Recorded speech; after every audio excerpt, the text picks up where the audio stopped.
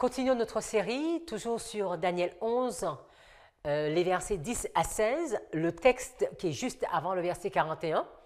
Nous avons eu le privilège, lors de cette première étude, de regarder l'application pour nous et de voir l'annexion de la Crimée, la crise Euromaïdan de 2013, cette guerre, cette lutte de 2014, et nous allons voir la partie de paix en 2015 pour arriver à notre histoire en 2022. Prenons la position de la prière. Seigneur, nous t'exaltons et te glorifions pour tout ce que tu fais et pour la façon que tu nous conduis. Béni sois-tu. Merci encore et encore. Et aide-nous à comprendre et à avancer pleinement dans toute la vérité. Je te prie en ton saint nom. Amen. Alors, je tiens à préciser 2 points. Tout à l'heure, j'ai certainement fait une confusion, ou bien j'ai induit une certaine confusion entre l'OTAN et l'Union européenne. C'est vrai que la séparation entre les deux, OTAN et Union européenne, est très très fine. L'OTAN, quand nous parlons de l'OTAN, nous devons penser à la défense. Et quand nous parlons de l'Union européenne, c'est le commerce. Il y a certains pays qui sont dans l'Union européenne et qui ne sont pas dans l'OTAN, et vice-versa. Et on peut trouver des pays qui sont aussi bien dans l'Union européenne que dans l'OTAN. Pourquoi tout ceci? L'Ukraine a toujours voulu faire partie de l'OTAN depuis 1992, depuis après 1989. Mais les différents présidents n'ont pas accepté. En tout cas, ça n'a pas toujours été leur choix. Et si nous regardons ici, en 2013, Euromaïdan, c'est parce qu'ils veulent entrer dans l'Union européenne, pas dans l'OTAN, mais dans l'Union européenne. Et ils ne vont pas rentrer parce qu'on va voir que le président, lui, il va être attiré beaucoup plus par la Russie et non point par l'Europe. Il y aura cette annexion de la Crimée. Et en 2014, après cette annexion de la Crimée, ils vont vraiment vouloir entrer dans l'OTAN. Et aujourd'hui, quand nous allons voir Ukraine 2, nous avons récemment entendu ce désir du président de rentrer dans l'OTAN, mais cela a été refusé. Donc ça, c'est un premier point que je voulais poser entre l'Union européenne et l'OTAN. Donc, nous avons vu l'annexion de la Crimée qui correspond à Rafia, qui serait Karkemish 1, et que nous pourrons appeler, on va l'appeler Ukraine 1. C'est la première phase de l'Ukraine, la première phase de cette bataille de l'Ukraine. Si nous allons dans la diapo 51, nous arrivons à notre histoire. La guerre du Donbass est une guerre hybride actuellement en cours, opposant le gouvernement ukrainien à des séparatistes pro-russes et à la Russie, ayant commencé en 2014, dans le cadre du conflit russo-ukrainien, et se déroulant dans l'est de l'Ukraine, principalement au Donbass. Entre 2014 et 2020, la guerre a causé plus de 13 000 morts selon l'ONU, 3 350 civils et le déplacement de près de 1,5 million de personnes. Donc, ici, c'est ce qu'on va appeler la guerre du Donbass. D'accord? Qui a commencé en 2014. Et qu'est-ce qui va se passer? Parce qu'on regardait la structure, on a Rafia paix, Karkemish paix. Donc, on doit s'attendre à Donbass, ou bien annexion de la Crimée, ou bien Crimée 1 et paix. La diapo 58, nous allons voir les accords de Minsk. Les 6 et 11 février 2015, donc nous sommes après, François Hollande et Angela Merkel se déplacent en Russie et en Ukraine pour négocier un nouveau plan de paix élaboré dans le cadre d'un règlement global. Le 12 février 2015, ils signent à Minsk, en présence de Petro Poroshenko, président de l'Ukraine, et Vladimir Poutine, président russe, un nouvel accord de cessez-le-feu, le Minsk 2. Alors, on va noter ici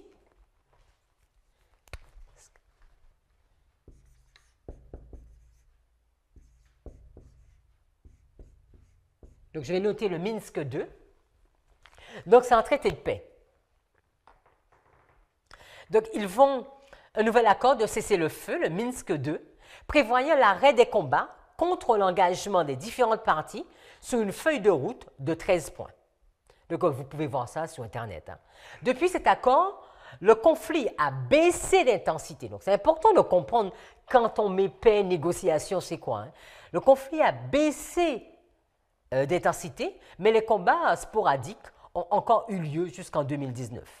L'accord Minsk II reste la référence pour résoudre le conflit de façon durable et a notamment été au centre des discussions lors de la rencontre de décembre 2019, dite au format Normandie, en présence du nouveau président ukrainien. Donc, Zelensky. Donc, nous voyons en 2015, c'est la même chose, donc nous suivons la même trame. Et qu'est-ce qui va se passer? Mais en 2021, il y a eu un conflit qui a commencé de nouveau, en 2021.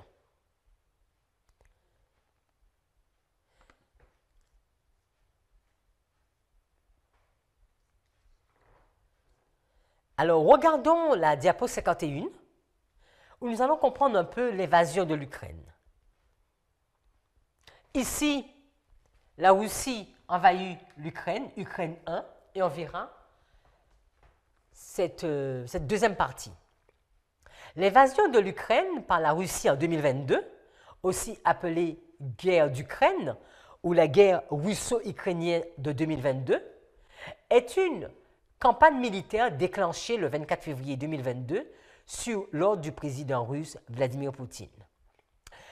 Écoutez bien, ou bien lisez bien, elle intervient à la suite de la crise ukrainienne née du mouvement Euromaidan de 2013-2014. Donc tout ce que nous vivons, le point de départ, c'est ici, et nous allons bien le comprendre tout à l'heure, qui avait été suivi de la guerre du Donbass à partir de 2014-2015, donc Ukraine 1, et en 2021, émerge une montée progressive des tensions, d'abord par un renforcement militaire russe prolongé sans précédent aux frontières ukrainiennes avec la Russie, la Biélorussie et la Crimée, annexées en 2014 par la Russie, puis le 21 février 2022, par la reconnaissance par le président russe de l'indépendance des républiques populaires autoproclamées de Donetsk et de Lugansk, deux zones séparatistes de la région du Donbass, dans l'est de l'Ukraine. Après une incursion des forces armées russes dans le Donbass, une offensive générale aérienne, maritime et terrestre est déclenchée sur l'ensemble du territoire ukrainien le 24 février 2022. Donc ici, on va noter 2022, on va noter 2021-2022. Donc c'est ce que nous vivons aujourd'hui, nous sommes en 2022, nous sommes en mai, et depuis février, nous sommes dans cette difficulté. La diapo 52, à son déclenchement, cette invasion est considérée comme la plus importante opération militaire qu'ait connue l'Europe depuis la fin de la Seconde Guerre mondiale. La Russie est accusée notamment par les Occidentaux, donc soit l'Union européenne, par le Royaume-Uni, par les États-Unis, par le Canada, par l'Australie ainsi que par le G7, de mener une guerre d'agression contre l'Ukraine. Action condamnée ou déplorée par la grande majorité de la communauté internationale. Une série sans précédent de sanctions économiques, culturelles et sportives est progressivement mise en place contre la Fédération de Russie, tandis que plusieurs pays, parmi lesquels les États membres de l'OTAN et de l'Union européenne, apportent leur aide à l'Ukraine, attaquée en fournissant notamment du matériel militaire offensif et défensif, de la nourriture, du matériel médical et d'importantes aides financières. La solidarité européenne s'exprime également par l'accueil de réfugiés ukrainiens. En préalable aux discussions et aux négociations, le gouvernement de Vladimir Poutine exige le renversement du gouvernement ukrainien.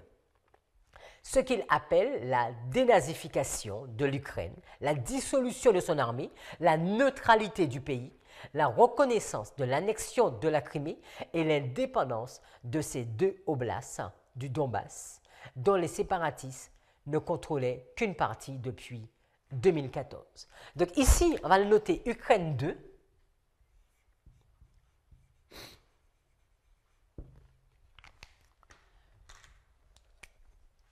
Donc on voit encore cette dispute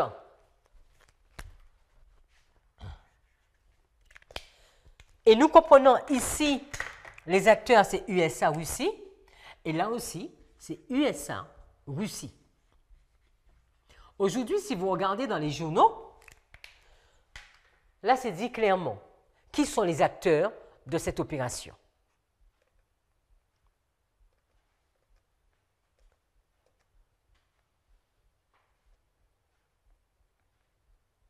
Alors, si nous allons sur la diapo 60,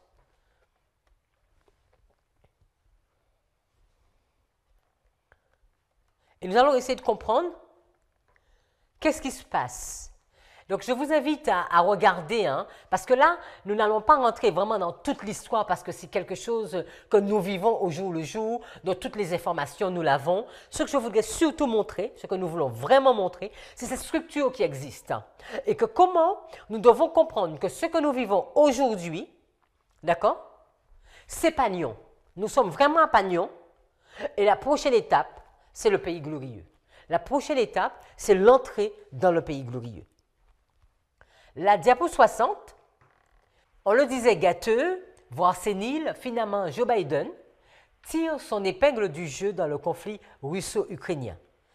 Gaz de schiste, agriculture, vote d'armes, Washington rafle la mise sur tous les tableaux. C'est ce que nous voyons aujourd'hui dans le Figaro. C'est un texte du 15 avril. Mais juste avant, je voulais faire une digression, parce que nous sommes ici, mais revenir ici.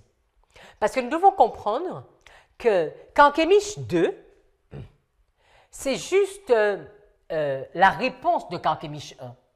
Pagnon, c'est la réponse à Rafia. Et Ukraine 2, c'est la réponse à Ukraine 1. Mais c'était quoi les sanctions de l'Ukraine?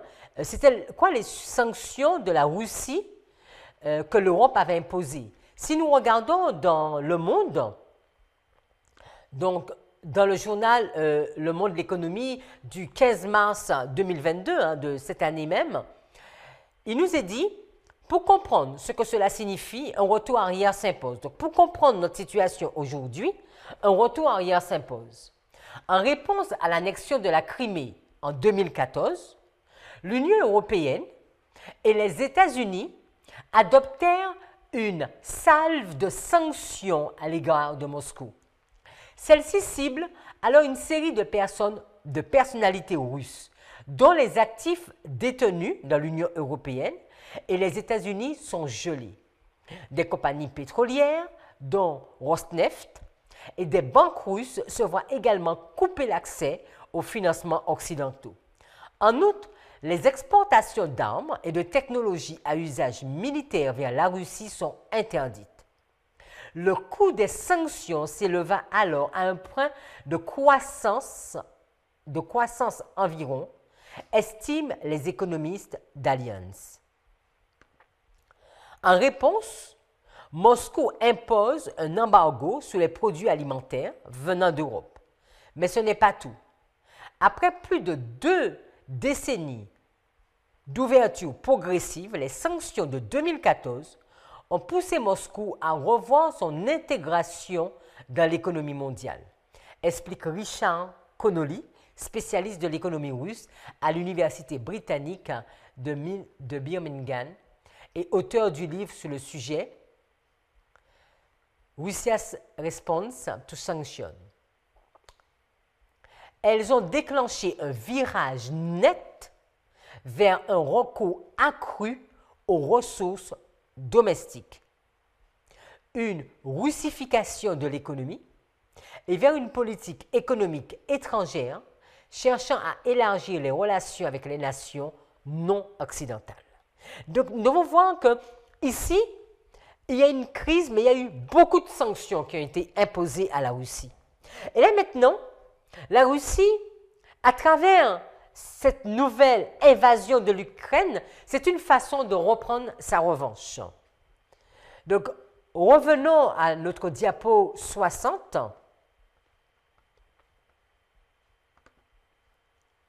Où il est dit que le 25 mars dernier, donc toujours en 2022, en sa présence, la Commission européenne s'est engagée à lui acheter 15 milliards de mètres cubes de gaz naturel liquéfié supplémentaires en 2022.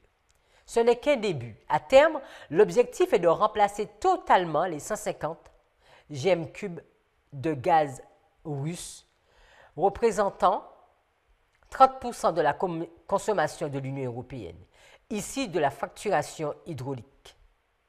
Ce gaz de schiste sera transporté par méthanier avant d'être regazéifié à son arrivée sur le continent. Donc là, il nous est en train de nous montrer que dans cette crise d'Ukraine, les États-Unis sont en train de prendre une grande part du gâteau. Ils sont en train de gagner dessus. Alors, on pourrait se demander,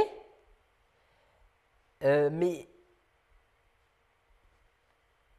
en quoi cette crise, en quoi tout ce qui se passe aujourd'hui, et vous, par rapport aux sanctions, je n'ai même pas noté, mais vous pouvez juste regarder sur Internet aujourd'hui, vous regardez les sanctions et puis vous les voyez, vous les entendez, parce qu'on les entend tous les jours.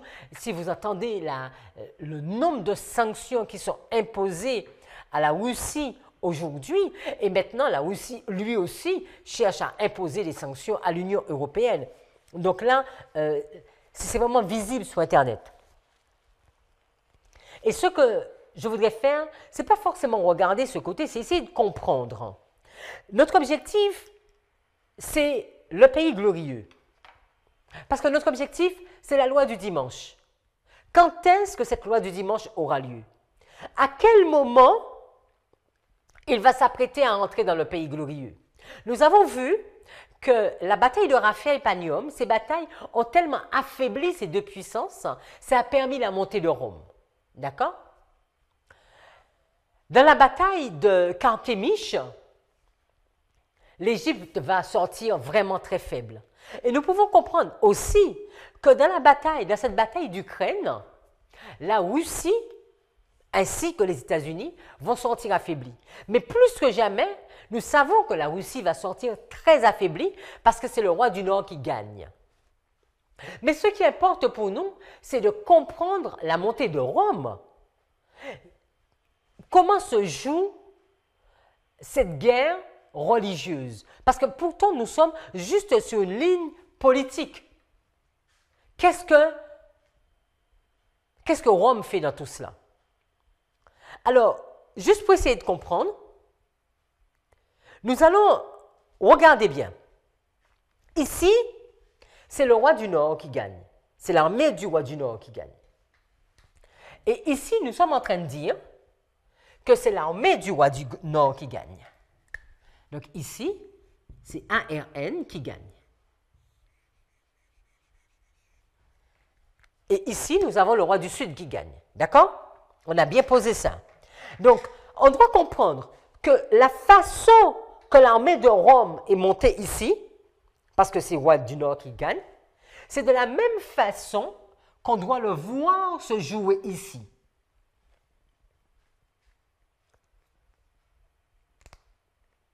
Alors, essayons de comprendre comment Rome fait pour monter ici. Parce que cette partie-là, comment Rome est montée, on pourrait prendre cette partie et presque la mettre ici. Je veux croire que vous arrivez à comprendre un peu ce que je fais. Alors, on va dessiner quelque chose. Et je vais vous parler de l'Afghanistan. Vous avez entendu parler de la guerre d'Afghanistan, cette guerre qui a duré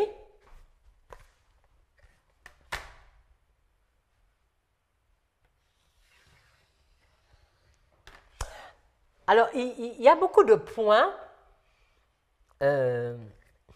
je ne comprends pas tout, mais il faudrait se poser beaucoup de questions. Vous savez que quand on regarde la montée même de Babylone, quand on regarde le pays glorieux,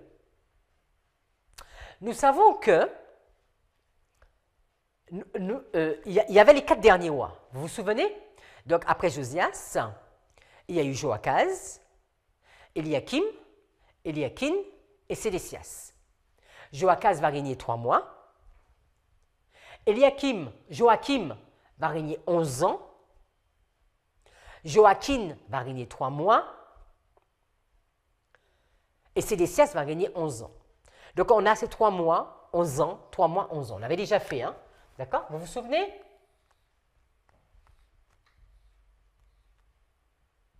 Donc ici, on avait un 3 mois. Ici, on avait un 11 ans. Ici, on a un 3 mois. Et ici, on a un 11 ans. Donc, on voit que c'est la même histoire qui est répétée 2 fois. La Bible nous dit souvent que c'est sur le témoignage de 2 que la chose est accomplie. Donc, ici et ici, on pourrait presque les mettre l'une au-dessus de l'autre. Hein? D'accord? Il y a un 3 mois et un 11 ans. Et on sait qu'après cette période-là, mais il rentre dans le pays glorieux, c'est à ce moment-là qu'il prend le pays glorieux. OK? Vous vous souvenez que quand Joachim meurt, c'est son fils Joachim qui est là, et lui, il va se soumettre et il va partir en captivité. Et Sédécias, lui, il ne veut rien entendre, il aura les yeux crevés, mais aussi il va partir en captivité. Donc ça, c'est toute une étude qu'on a faite. Et quand on regarde dans la réalité, il y a des questions qu'on pourrait se poser. Si nous regardons l'histoire d'Afghanistan, c'est ce qui se passe juste avant 89. Alors, certainement, ma frise est un peu petite, donc ici, on va mettre 1989. Et ici, je vais vous mettre 1978. Et si nous regardons ici, il y a 11 ans.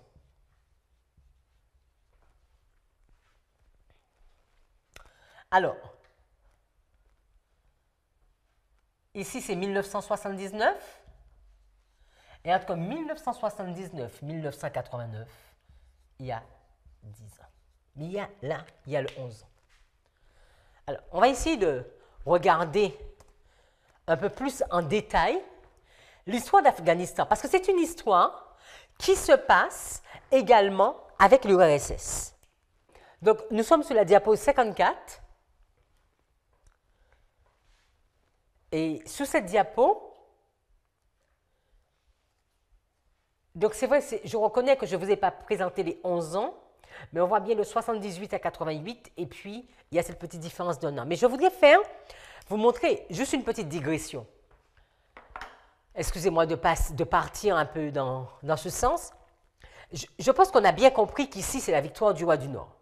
Vous vous souvenez, nous sommes à 89, le mur de Berlin tombe, et quand le mur de Berlin tombe, l'armée du roi du Nord, les États-Unis, commence à pousser et à entrer dans toute cette partie. Et nous l'avons vu avec tous ces pays qui sont rentrés dans l'OTAN, ou bien d'autres pays qui ne sont pas rentrés dans l'OTAN, mais qui sont rentrés dans l'Union européenne. Et ils arrivent jusqu'à la capitale, comme je vous disais, jusqu'à la forteresse du roi du Midi, la Russie. Et quand ils arrivent ici, en 2014, la Russie dit « stop, tu ne vas pas plus loin ». Et la Russie, maintenant, prend le territoire. D'accord? C'est ce qui se passe pour la Crimée. Mais c'est ce qui s'était passé aussi pour Afia. Le roi du Nord poussait, et à un moment, le roi du Sud dit « stop, tu t'arrêtes ». Et le roi du Sud gagne. Et là, c'est vraiment la victoire du roi du Sud. Et qu'est-ce que nous voyons aujourd'hui? C'est que le roi du Sud se met encore à pousser et à dire « je veux plus ». Et nous devons nous attendre complètement à ce que le roi du Nord arrête le roi du Sud et lui dise « stop ». Et c'est ce que on essaie de comprendre. Comment ça va se passer? Et quand on regarde l'histoire de l'Afghanistan, vous savez, l'histoire de l'Afghanistan, c'est l'invasion russe. Quand nous sommes à la diapo 55, il nous est dit qu'une phase de la guerre d'Afghanistan, de l'histoire contemporaine, a opposé du 27 décembre 1979 au 15 février 1989 l'Union des républiques socialistes soviétiques, donc l'URSS, aux Moudjahidines, la guerre sainte, les guerriers saints. Durant plus de 9 ans, cette guerre a ravagé l'Afghanistan du fait de l'implication des États-Unis et de l'URSS. Cette guerre est considérée comme une des dernières crises de la guerre froide. Alors, il y a la guerre froide, il y a la dernière crise de la guerre froide. Et c'est surprenant qu'aujourd'hui, on a l'impression qu'on nous parle du retour de cette guerre froide. Mais quand nous regardons cette invasion, donc on voit bien que là, c'est une invasion de l'URSS, de la Crimée. Je reprends. Là, c'est une invasion de la Russie. Et là, il y a une invasion de l'URSS. Et cette invasion de l'URSS va se faire sur plusieurs points. En 1978, il va y avoir la révolution de Sor. Donc là, vous pouvez également chercher. Si nous regardons la révolution de Sor en 1978, il est dit que c'est le nom donné à la prise du pouvoir par le Parti démocratique populaire en Afghanistan, le 28 avril 1978. Et le nom Sor, ça fait référence au nom d'Ari du deuxième mois du calendrier persan, mois au cours duquel le soulèvement a eu lieu. Donc en 1978, il va y avoir la révolution de Sor, et en 1979, il va y avoir l'invasion de l'Afghanistan par l'URSS. Donc en 89, là ici c'est l'invasion. Et là c'est important de noter URSS, l'invasion de l'URSS. Vous vous souvenez, quand on regarde, si on fait la même ligne pour 2013,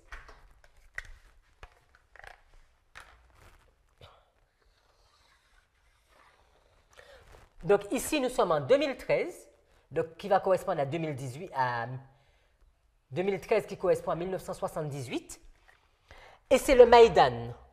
Vous vous souvenez, on en a parlé. Et 2014, mais c'est l'invasion de la Russie. Donc ici, invasion de l'URSS, ici, invasion de la Russie.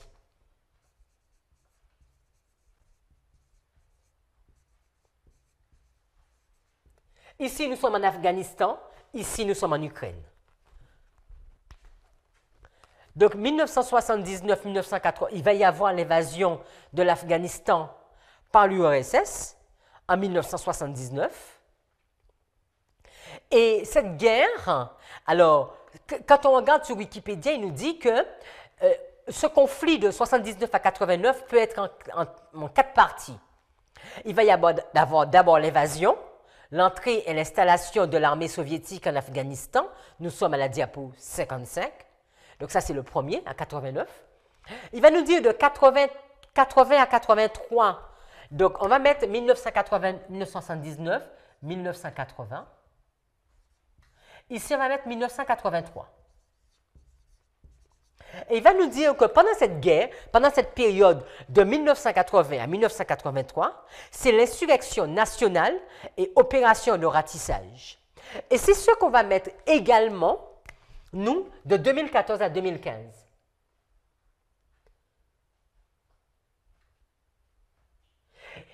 Ici, on va l'appeler Ukraine 1.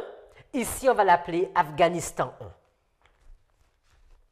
Donc, je pense que vous avez compris. Ici, on va l'appeler AF1 et UK1. Donc, Ukraine 1, Afghanistan 1, c'est la première période. Après, il nous dit de 84 à 85, il y a une adaptation de l'armée soviétique à la contre-guérilla. Donc, on s'adapte. On pourrait plus penser à une période de paix, de calme. Et là, ce serait de 84 à 85. Donc là, on va mettre 1985. Et là, fin 84, 1984. Et ici, ça va correspondre à la même chose qu'on a fait ici, c'est le Minsk, qui est 2021-2022.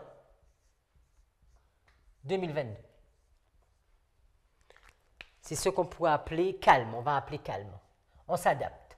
On regarde, on se calme, on s'adapte. Et après, il va nous dire de 86 au retrait de l'armée rouge d'Afghanistan, donc de 86 à 88. Donc ici, nous sommes en 1988.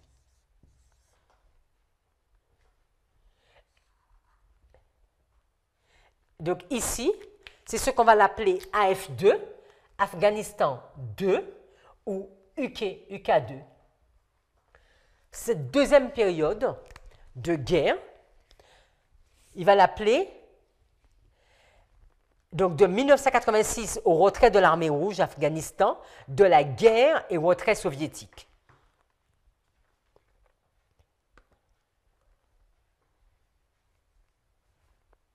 Donc, si nous comparons les deux lignes, nous allons voir qu'il y a une révolution des deux côtés, il y a l'invasion, il y a l'Afghanistan 1, il y a une période de calme, il y a l'Afghanistan 2 et il y a l'URSS qui se retire. Est-ce que nous pouvons penser que ce serait la même chose pour nous, c'est-à-dire qu'il y a eu une invasion, il y a eu l'Ukraine 1, il y a eu Minsk 2, nous sommes en plein Ukraine 2 et qu'il y aurait également le retrait de la Russie, donc le retrait de la Russie. OK? Et si nous comprenons que d'ici à ici, nous avons ces fameux 11 ans, d'accord? De 1978 à 1989, il y avait les 11 ans, comme pour Sédécias ou comme pour Jéhoïakim, nous pouvons nous attendre à voir en 2024, donc très bientôt, c'est une guerre qu'on peut penser, parce que souvent les gens disent que c'est une guerre qui va durer, qui va perdurer. Donc nous, on peut comprendre que c'est une guerre qui ne va pas perdurer, qui ne sera pas une guerre qui sera très longue. Donc, puisque nous sommes en 2022 et qu'il y a une balise, donc nous ne pouvons mettre que 2023 ici.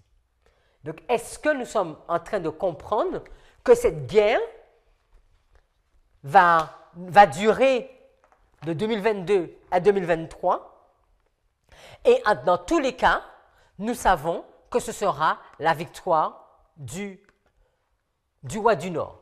Et ainsi, voilà ce que le roi du Nord va affaiblir. Là, le roi du Nord, l'URSS est sorti affaibli. Et en 89, c'est là que nous marquons Daniel 11, verset 40. Ici, la Russie va sortir affaiblie. Et nous arrivons à la fin du verset.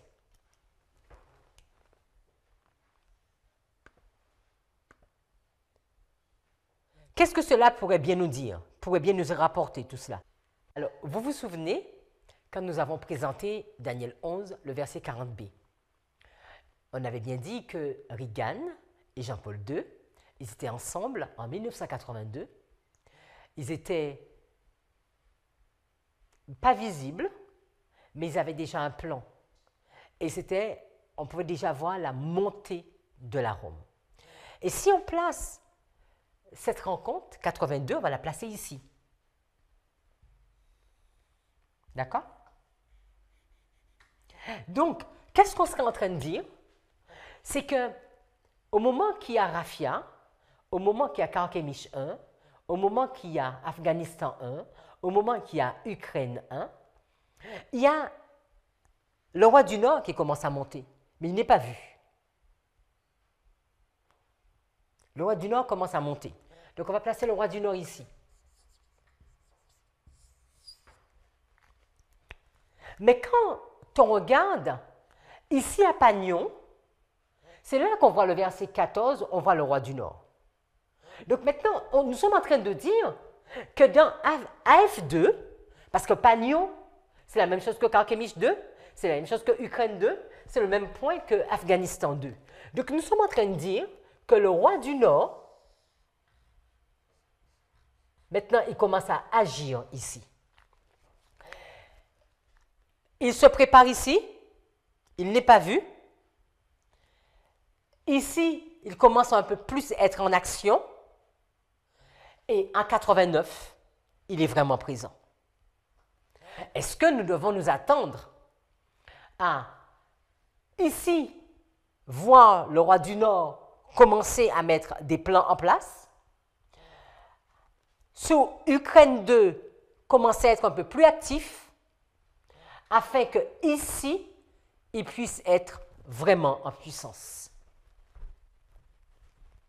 Si nous comprenons cela, et si cette structure est véridique, et si nous avons juste dans tout, grâce à Dieu, nous pouvons commencer à mieux comprendre notre histoire. Et à ce moment-là, à essayer de comprendre le voile de ce qui se passe réellement. Vous savez, il y a quelques similitudes. À chaque fois, on ne sait pas pourquoi. Les amis, je ne dis pas que je comprends tout. Mais il y a des choses il y a des liens qu'on peut peut-être comprendre et voir. En 1978, il y a le pape Jean-Paul II, d'accord? Il devient pape en 1978. C'est lui qui, en 1982, est avec Reagan. C'est lui qui, en 1985, qu'on ne voit pas, est présent. Mais c'est lui qui, en 1989, fait tomber le roi du Sud. C'est lui le roi du Nord, non? C'est paradoxal de voir que François, le pape François est également, il devient pape en 2013. Et vous savez, ce n'est pas parce que le pape précédent était décédé, c'est parce que le pape précédent a démissionné. D'accord? Donc, le pape François, il devient pape également à ce même point-là. D'accord? Un peu comme Sédécias et Joachim. Il devient au même moment. D'accord? Et c'est lui qui est présent pour Ukraine 1. Parce qu'il était là. C'est lui qui était là en 2015. Et c'est lui qui est présent pour Ukraine 2 actuellement. Et on pourrait essayer de comprendre maintenant quelle est sa vision. Quel est son point d'action ou son plan d'action. Nous en avons déjà parlé lors de l'étude de Daniel 11, verset 40b, et nous avons vu que c'est vraiment le pape du rassemblement, François. C'est vraiment le pape de l'écuménisme. Et il le dit, il ne cesse de le répéter. Et nous pouvons regarder quelques textes.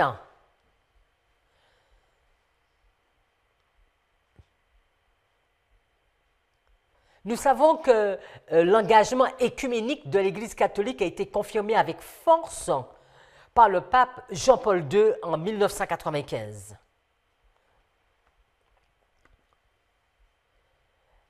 La diapo 63, il est dit « Pour ma part, je désire vous assurer, suivant en cela mes prédécesseurs, de ma volonté ferme de poursuivre le chemin du dialogue écuménique. C'est par ces paroles prononcées dès sa première rencontre avec les représentants des églises et des communautés ecclésiales et des autres religions au lendemain du début de son pontificat que le pape François annonçait son engagement écuménique. Un autre grand pas vers la réconciliation a été fait par le pape François en juin 2015, lorsqu'il s'est rendu à Turin pour rencontrer. Il fut le premier pape à le faire, la communauté vaudoise, dans le temple vaudois local. À cette occasion aussi, il s'est senti le devoir de demander pardon. Au nom de l'Église catholique, je vous demande pardon. Je vous demande pardon pour les attitudes et les comportements non chrétiens, même non humains, que, au cours de l'histoire, nous avons eus contre vous. Si on continue, la diapo 64, il va être dit, nous savons qu'au-delà de toutes les questions ouvertes qui nous séparent encore, nous sommes déjà unis. Parce que c'est vraiment ce pape qui est pour l'unité, pour l'écuménisme. Ce qui nous unit est beaucoup plus fort que ce qui nous divise. C'est quelque chose qui nous a vraiment marqué et qu'il a longtemps dit. Rendons grâce à Dieu parce qu'aujourd'hui, luthériens et catholiques, nous marchons sous la voie qui va du conflit à la communion. Nous sommes en 2016. Nous sommes en plein dans cette période. Et à chaque fois, vous avez les références en bas. Il est dit que lors de la célébration lundi à Rome, le pape a demandé pardon pour les comportements non évangéliques des catholiques à l'égard des chrétiens de notre Église. Il demande pardon aux Vaudois, il demande pardon aux protestants. Nous avons beaucoup vu aussi dans cette étude la relation entre l'orthodoxe et le catholicisme, l'orthodoxie et le catholicisme. Nous sommes à la diapo 65. Revenons un peu sur l'histoire. En 476, l'Empire romain d'Occident disparaît. Mais l'évêque de Rome, c'est-à-dire le pape, continue de revendiquer sa primauté sur tous les évêques de la chrétienté. Il succède en effet à l'apôtre Pierre qui a reçu du Christ la mission de bâtir et de diriger l'Église. Il s'oppose ainsi à l'évêque de Constantinople, le patriarche, qui lui a l'appui de l'empereur romain d'Orient, toujours florissant. En 1054, le pape Léon IX se lance dans une tournée des diocèses d'Italie du Sud, où l'on pratique le rite chrétien à la mode orientale. Cela provoque la colère du patriarche de Constantinople, Michel Cérulaire, qui rompt définitivement avec Rome en 1054. La diapo 66. Le 16 juillet 1054, le cardinal Humbert Moyenmoutier a excommunié le patriarche Michel Ier Cérulaire et ses proches collaborateurs. Le patriarche a rétorqué en excommuniant le cardinal Humbert, légat du pape qui venait de mourir. Ils ont des divergences, donc ils ne sont plus du tout d'accord, ils ont certaines divergences sur le Saint-Esprit et la position du pape, les sacrements, l'Immaculée Conception, la croix catholique et la croix orthodoxe, qui ne sont pas les mêmes. En fin 1965, le patriarche Athénagoras, premier de Constantinople, a levé l'excommunication affirmée contre le cardinal Humbert de Moyenmoutier, de quelques années avant cette ligne. Au même moment, le pape VI leva l'excommunication affirmée contre le patriarche Michel Ier Cérulaire. Mais depuis 50 ans, le dialogue prend sa place entre les catholiques et les orthodoxes, entre les deux confessions. On remarque aujourd'hui qu'il existe peu de divergences de fond. N'oublions pas que, pourquoi on va parler de cela? Parce que le catholicisme, c'est Rome, c'est le roi du Nord. Mais le roi du Sud, c'est l'orthodoxie. Ce sont les orthodoxes. C'est la Russie. Deux religions. L'armée du roi avec le roi du Nord. Pas l'armée du roi du Nord, le roi du Nord, parce que l'armée du roi du Nord, c'est le protestantisme, mais le protestantisme apostat. Mais le roi du Nord, c'est le catholicisme. Si nous allons sur la diapo 67,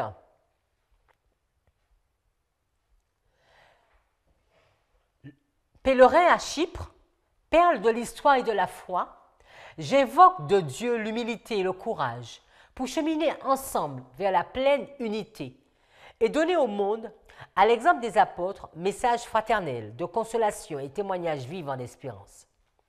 Béatitude. Merci de parler de l'Église mère parmi les gens. Donc là, ce sont les propos. On nous dit que c'est le pape, en effet, écrit sur le livre d'or, donc en 2021, ces paroles. C'est la voie qui nous oint en tant que bergers. Avançons ensemble sous cette voie. Et merci beaucoup d'avoir parlé de dialogue. Nous devons toujours avancer sur la voie du dialogue. Une voie fatigante, patiente et sûre. Une voie du courage. Gardons toujours à l'esprit que Rome ne change pas. Continuons, la diapo 68. Quand nous regardons, donc là c'était une étude sur l'éducation, le christianisme serait la première religion du monde. comptant près de 2,5 milliards d'adeptes répartis sur toute la planète. Au cours de son histoire, le christianisme est divisé en 3 branches. Le catholicisme, le protestantisme et le christianisme orthodoxe. Et c'est incroyable de voir que ces 3 branches sont associées dans cette crise. L'armée du roi du Nord, le protestantisme, le roi du Nord, le catholicisme, et le roi du Sud, le christianisme orthodoxe. C'est vraiment plus que tout au monde, c'est une crise de religion, une crise d'identité. Qui aura la souveraineté? On a souvent vu dans ces crises politiques qui allait avoir le contrôle de la Syrie, qui allait avoir le contrôle de Carchemish, qui allait avoir le contrôle de la Crimée, de l'Ukraine. Mais souvent nous oublions qu'il y a une crise plus forte qui est derrière. Qui aura le dernier mot par rapport au christianisme? Cette séparation, nous continuons, c'est d'abord faite sous le grand schisme de 1054 que nous avons déjà vu, qui sépara les églises d'Orient et d'Occident, ce qui sépara les catholiques des orthodoxes, puis le grand schisme d'Occident, entre la fin du XIVe siècle et début du XVe siècle, qui sépara les églises catholiques et protestantes. Donc il y a eu cette séparation entre orthodoxes et catholiques, et il y a eu cette séparation entre catholiques et protestants. Et alors que nous sommes dans cette dernière crise, nous nous rendons compte qu'il y a rapprochement de catholiques et des protestants, catholiques et des orthodoxes. Aujourd'hui, 50% des chrétiens seraient catholiques, 37% protestants et 12% orthodoxes. Mes amis, il faut vraiment bien comprendre ce qui se passe. Et vous allez encore mieux comprendre pourquoi c'est l'Ukraine qui bloque. Nous sommes à la diapo 69. Le constat en Europe. L'Église catholique, donc en Europe, compte 1 milliard de fidèles dans le monde. Si elle est en diminution constante en Europe, mais dans certains pays, le nombre est très important. En Europe, le catholicisme est prédominant, surtout dans les pays méditerranéens et dans les ex-pays du bloc soviétique.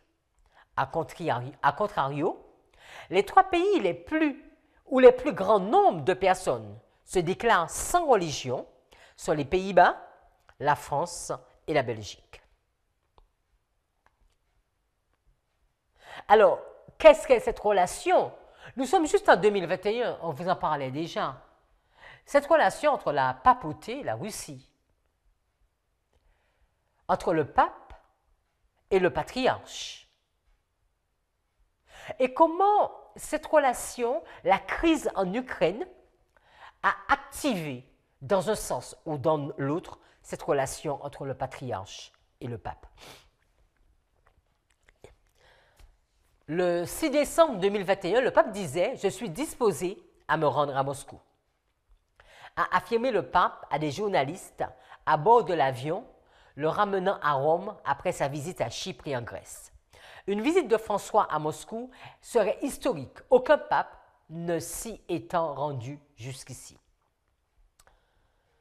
Ma rencontre avec le patriarche Kirill est à un horizon proche. Le métropolite Hilarion viendra me voir pour mettre au point une éventuelle rencontre, a-t-il précisé. Donc tout ceci, ce sont des faits qui sont relatés dans l'Orient le jour. En février 2016, une rencontre historique avait eu lieu à Cuba entre le pape et le patriarche Kirill. Un pas important dans le rapprochement du Vatican avec les orthodoxes russes représentant l'immense majorité de la population. Quand nous regardons ce texte, il nous est dit qu'en février 2016, une rencontre historique avait eu lieu à Cuba. N'oublions pas qu'on ne cesse de dire qu'il y a des relations du roi du Nord que nous ne voyons pas. C'était le cas en 1982, la relation entre Reagan et le pape, entre le protestantisme et le catholicisme. Et entre le protestantisme et le catholicisme, il y a eu le protestantisme apostat, il y a eu cette relation, cette rencontre. L'URSS est tombée, Et on a vu ce rapprochement entre les catholiques et les protestants. Mais ce n'a pas été le cas avec les orthodoxes. Il est surprenant de voir, maintenant quand nous sommes dans cette histoire, en 2016, qu'il y ait ce rapprochement déjà entre le responsable des catholiques, le pape, et le responsable des orthodoxes. Donc nous pouvons comprendre, regardons bien les amis, c'est vraiment, c'est comme un triangle, c'est une bataille de Troie. Il y a les catholiques ici, il y a les protestants ici, et il y a les orthodoxes ici. D'accord? Il y a eu le rapprochement entre catholiques et protestants, et l'URSS tombe. Et maintenant, on veut avoir quoi comme relation entre catholiques et orthodoxes afin que la Russie tombe.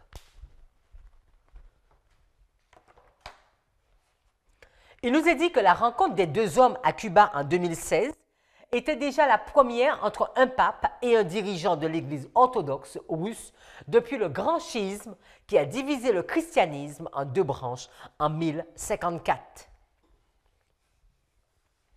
Si nous continuons à la diapo 71, il nous est dit, c'est une première, le chef de la diplomatie vaticane, Monseigneur Paul Galadjer, est arrivé lundi 8 novembre à Moscou pour sa toute première visite en Russie. Au programme du plus haut responsable de la diplomatie du Saint-Siège, une rencontre avec le Premier ministre russe,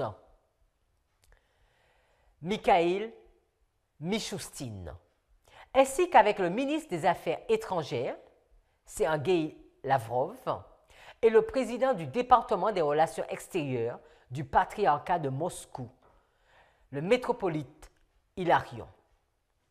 Monseigneur Galadjer doit également célébrer la messe le 9 novembre au soir à la cathédrale de l'Immaculée Conception de Moscou, soit 32 ans après la chute du mur de Berlin.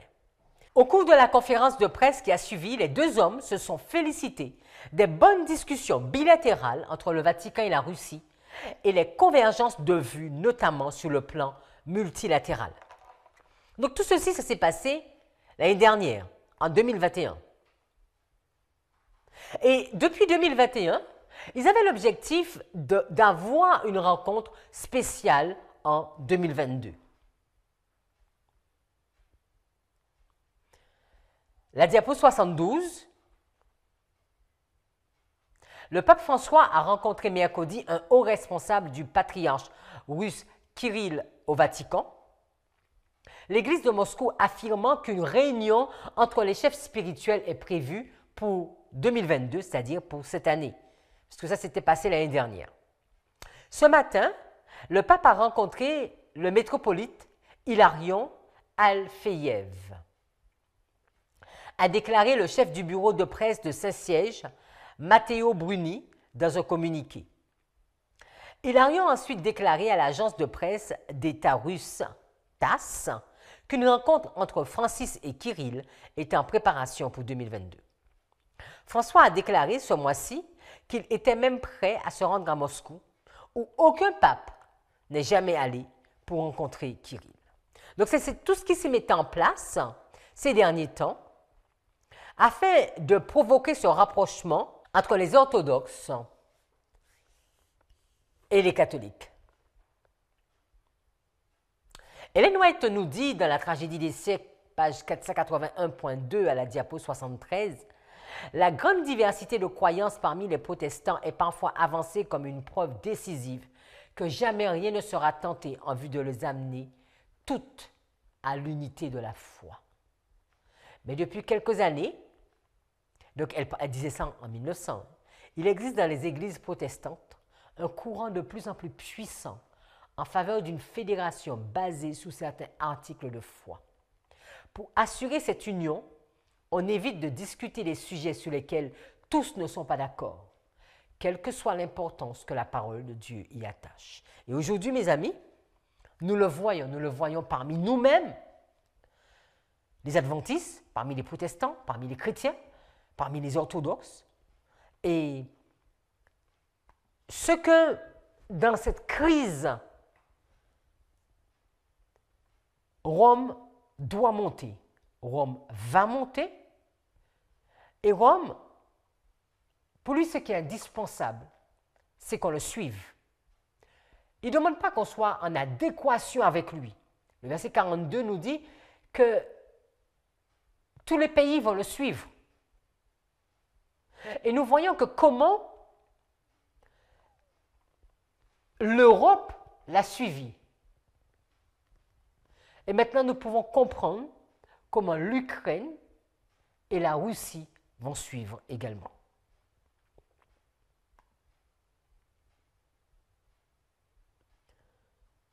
La diapo 75. Donc, nous sommes en 2022 aujourd'hui, au mois de mars. Le pape François s'entretient avec le patriarche Kirill. Lors de cet échange, le premier depuis le début de la guerre en Ukraine, donc nous sommes en 2022 maintenant, le pape François, en présence du cardinal Kurt Koch, président du Conseil pontifical pour l'unité des chrétiens, a évoqué le conflit en cours avec Kirill, le patriarche de Moscou, et de toutes les Russies, et le métropolite Hilarion de Volokolomsk, chef du département des relations extérieures du patriarcat de Moscou. Il est dit, l'Église a convenu le pape avec le patriarche ne doit pas utiliser la langue de la politique, mais le langage de Jésus. Nous sommes pasteurs du même saint peuple qui croit en Dieu, dans la très sainte Trinité, dans la Sainte Mère de Dieu. Nous devons pour cela nous unir, écoutez bien les mots, nous unir dans l'effort d'aider la paix, d'aider celui qui souffre, de chercher les voies de la paix pour arrêter le feu. Donc là, il va rencontrer le patriarche et dit, nous sommes tous pasteurs, nous sommes tous les deux pasteurs et nous devons nous unir. Qu'est-ce qui va être dit encore? Nous sommes toujours au mois de mars. Donc c'est sur le Vatican News, nous sommes à la diapo 76. Ils ont souligné également l'importance exceptionnelle du processus de négociation en cours. Vous entendez? Processus de négociation en cours. Quel est ce processus?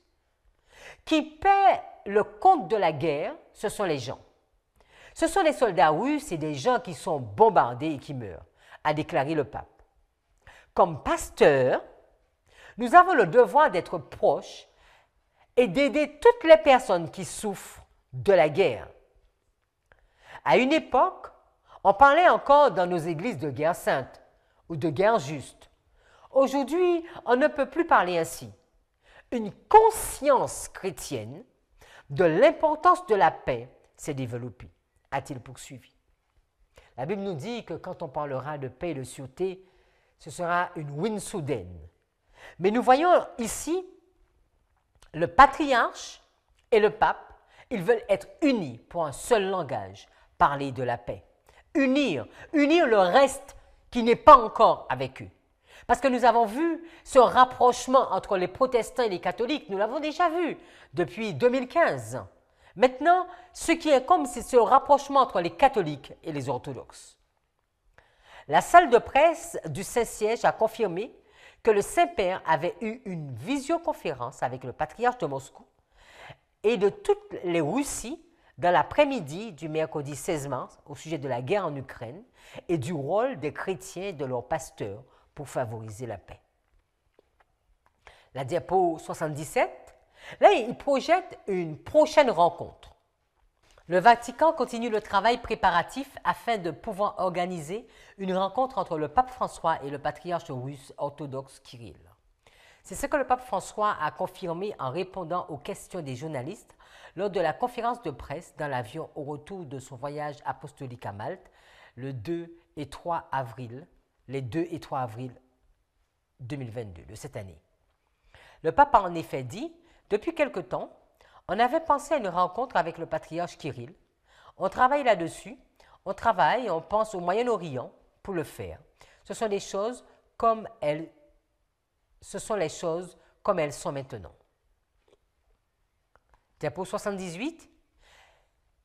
Il y a quelques jours, donc nous sommes en avril, il y a quelques jours, le président du département pour les relations ecclésiastiques externes du patriarcat de Moscou, le métropolite Hilarion de Volokolamsk a affirmé qu'une rencontre se prépare entre le pape et le patriarche, qui, il espère, aura lieu au cours de cette année. Ce sera une rencontre personnelle, a-t-il ajouté, en référant à une rencontre en vidéoconférence entre le pape François et le patriarche Kirill qui a eu lieu le 16 mars dernier. Le métropolite a également souligné l'importance de cette rencontre virtuelle entre les deux chefs des églises pour les relations entre l'Église orthodoxe russe et l'Église catholique romaine. De telles négociations, de telles rencontres personnelles, bien que dans un format à distance, sont très importantes. Donc là, il souligne que cette réunion qu'ils ont eue est cette réunion qu'ils prévoient. Alors, si on continue dans Avenir de la culture, la diapo 79, donc il va un peu revenir sur l'année 2016, où ils se sont rencontrés pour la première fois. Le journaliste de nous dire, parmi les nombreux succès attribués par les médias au pape François figure la rencontre historique qui a eu lieu le 12 février 2016 à la Havane avec le patriarche Kirill de Moscou. Un événement, écrivait-on à l'époque, qui verrait tomber le mur religieux qui séparait depuis 1000 ans l'Église de Rome de l'Église d'Orient. Le projet écuménique du pape François a toutefois sombré dans la tempête de la guerre en Ukraine. Béni par le patriarche Kirill lui-même, qui le 9 mai, donc il y a quelques jours de cela, était l'un des invités d'honneur du défilé militaire sur la place rouge de Moscou. La seule chance pour le patriarcat de Moscou de sortir de l'isolement dans lequel il se trouve désormais suite à la guerre en Ukraine était justement de relancer le dialogue avec le Vatican. Mais la deuxième rencontre entre le pape François et Kirill, qui devait avoir lieu à Jérusalem le 14 juin, a été annulée par le Saint-Siège. Parce que qu'est-ce que nous comprenons maintenant? Il y a l'Ukraine est un pays dont la religion primaire, c'est l'orthodoxe. Et il en est de même pour la Russie. Et le patriarche Kirill, il est au milieu de ce conflit. Et en principe, lui, il ne devrait pas prendre parti ni pour l'un ni pour l'autre, mais comprendre toutes ces personnes qui meurent. Mais puisque, selon certains, selon ce qu'on lit, il est très proche du président, à savoir le président Poutine. Et il lui a été fait cette remarque, c'est la diapo 80. Alors, on va d'abord lire la première partie. Il est dit « L'invasion russe de l'Ukraine, démarrée le 24 février, a placé en porte-à-faux les prêtres de l'Église orthodoxe relevant du patriarcat de Moscou. Celle-ci a conservé de nombreuses paroisses à travers l'Ukraine, en dépit de la reconnaissance par le patriarcat écuménique de Constantinople en 2019 d'une Église orthodoxe indépendante en Ukraine, mettant fin à plus de 300 ans de tutelle religieuse russe. Mais le soutien absolu du patriarche Kirill à l'invasion russe est en train de rebattre les cartes. En effet, le 27 février, Kirill avait dit y voir un combat entre les forces du mal opposées à l'unité historique entre la Russie et l'Ukraine. Puis en avril, il avait appelé à faire corps autour du pouvoir contre les ennemis extérieurs et intérieurs de la Russie. Des propos qui ont provoqué l'indignation en Occident et fait réagir le pape François, qui lui a reproché d'être l'enfant de cœur de Poutine. Et la grande question qu'on pourrait se poser, comment toute cette crise va se terminer? Alors que le roi du Nord, nous savons, va prendre l'ascendant dans cette crise, comment l'Église orthodoxe va s'en sortir? Et si nous regardons parmi les 10 pays les plus peuplés d'Europe, nous sommes à la diapo 81, nous pouvons noter la Russie, qui est un pays orthodoxe. Il y a la Roumanie, qui est le 10e, qui est un pays orthodoxe. Et les autres, en grande majorité, ce sont des pays catholiques. L'Ukraine, c'est un pays orthodoxe. Et actuellement, avec le comportement du patriarche, qui n'est pas à l'avantage, en tout cas que l'Ukraine a du mal à voir son bon fonctionnement, je pourrais vous inviter à lire plusieurs documents de cette relation. Prenez le temps de le regarder. Je ne l'ai pas là sous les yeux, je les avais, mais je ne les ai pas là sous les yeux. Prenez le temps de les regarder et de voir vraiment ce qui se passe dans le monde aujourd'hui. Est-ce que les orthodoxes d'Ukraine vont se rapprocher du catholicisme? Est-ce que le patriarche va se rapprocher du pape? Est-ce qu'il y aura un autre patriarche nommé qui sera en relation avec le pape? Nous savons que cette guerre en Ukraine va avoir vraiment des conséquences du côté de la religion et des églises orthodoxes. Puisque les deux pays qui s'affrontent sont tous les deux orthodoxes. Si l'Ukraine, bien que nous savons déjà que l'Europe est une région où la religion principale est le catholicisme, mais si l'Ukraine venait à basculer du côté du catholicisme, ce sera un peu comme la Pologne. Pour 1989. Avec la grande différence que la Pologne était déjà un pays catholique. Et que cette crise va les pousser, selon certains commentateurs, à être encore plus fermes dans cette foi. Nous comprenons que, alors que nous arrivons à la fin, nous croyons que cette guerre ne sera pas longue, en tout cas je crois que cette guerre ne sera pas si longue que cela. C'est-à-dire que ce n'est pas une guerre qui va prendre 10 ans, 20 ans. Et que cette guerre nous rapproche encore plus de la loi du dimanche, de Rome qui rentrera dans le pays glorieux. Parce que quand Rome sortira de cette guerre, Rome sera beaucoup plus forte.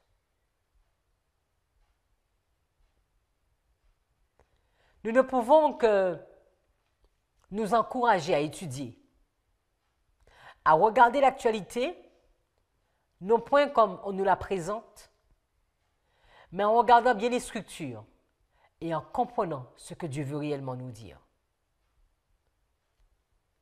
Si nous devons résumer toute cette partie, nous avons juste cherché à comprendre à quel moment la loi du dimanche, le verset 41, devait se réaliser. Et on a compris qu'il fallait aller dans les versets 10 à 16.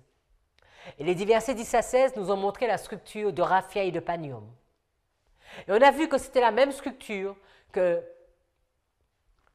Carchemish 1, Carchemish 2. Et en regardant, nous avons vu que c'était la même structure que Ukraine 1 et Ukraine 2. Et qu'aujourd'hui, dans cette crise que nous sommes dans la crise de Panion ou la crise de Carchemish 2. Nous savons que cette crise de Carchemish 2, le roi du Nord sort vainqueur, mais la difficulté pour le peuple de Dieu va commencer. Parce que la prochaine étape, c'est le roi du Nord qui rentre dans le pays glorieux et qui va les emmener en captivité. Il va les emmener en captivité sous Joachim et il va les emmener en captivité sous Sédécias. Comprendre que nous sommes à Panion, c'est un point. Mais ce n'est pas le point le plus important. C'est de comprendre que bientôt, nous verrons dans les prochains mois, dans les prochaines années, beaucoup de choses se mettent en place et notre liberté se restreint de plus en plus. Et nous devons être alertes et surtout concentrés sur la parole de Dieu afin de comprendre le temps de notre visitation. Nous avons déjà vu dans la série sur le scellement et dans d'autres études qu'il nous est important de comprendre le point zéro. Parce que au point zéro, nous devons être sûrs et convaincus de comprendre le temps dans lequel nous sommes. Je ne sais pas, ce n'est pas une étude que j'ai faite, mais nous pouvons peut-être continuer à fouiller, à chercher quelle relation qu'il y aurait entre le point zéro et qui sait, la fin de cette guerre de Pagnon. Est-ce que la fin de la guerre de Pagnon serait le point à voir? C'est-à-dire, est-ce que la fin de la guerre d'Ukraine serait le point à voir, à comprendre? Mais aujourd'hui, nous devons plus que jamais être alertes. Nous allons continuer notre étude sur Daniel 11 et nous continuerons avec le verset 42. Et prions, demandons à Dieu que vraiment nous puissions comprendre pleinement les lignes sur les lignes, les structures sur les structures, la façon qu'il nous parle, afin d'être préparés, d'être prêts pour son second retour. Prions. Seigneur, merci pour cette belle étude. Merci pour tous ces points, pour tout ce que tu nous montres. Parfois, nous avons l'impression que la vie sera toujours la même. Et c'est juste un ensemble de circonstances. Les choses viennent, les choses partent. Et pardonne-nous parce que trop souvent, nous ne sommes pas assez réalistes ou bien assez affermis dans ta parole.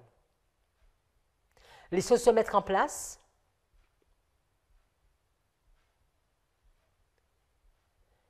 Les pays se détruisent mutuellement.